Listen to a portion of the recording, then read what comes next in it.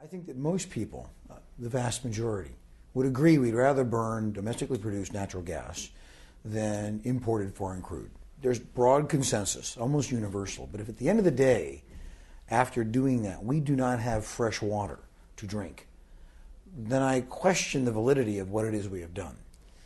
Now, the issue of hydrofracking, deep shale hydrofracking in western New York State is a new one. This is a relatively new technology, and certainly it's a new technology to our area.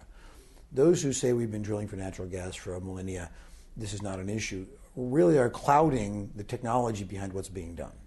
And in fact, even to the own state regulators, the drilling companies will not release the data of the technology. They have been reluctant and frankly refused in the state of New York to tell the citizens upon whose land these wells will be dug what the chemicals are that are being injected into the wells. And these are millions of gallons of fresh water. What is the rush? The natural gas that is there, and theoretically has been there for longer than yesterday, hundreds of thousands of years, will be there tomorrow.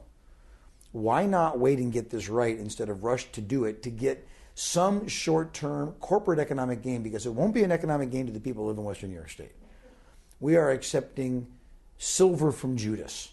12.75% royalties are the lowest anywhere in the United States, let alone the royalties paid to our landowners are a fraction of what we pay overseas. So it's not like there's going to be a gold rush based on royalties coming out of unused farmland. That's not going to be happening. 12.75%.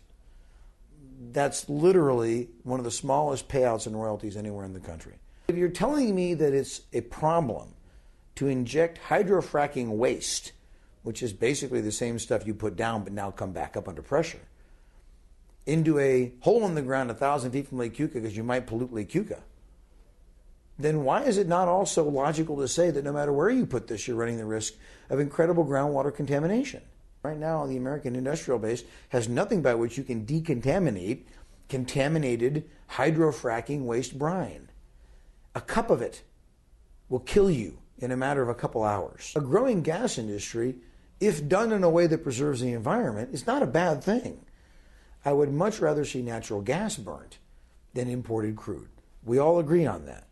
But if we lose access to fresh water, if we have wellheads every 10 acres, if we have night flares, if we have the smell coming from sulfuric and sulfur-laden chemicals, we are going to drive tourists out of the very area that we have spent a generation cultivating tourists to come to.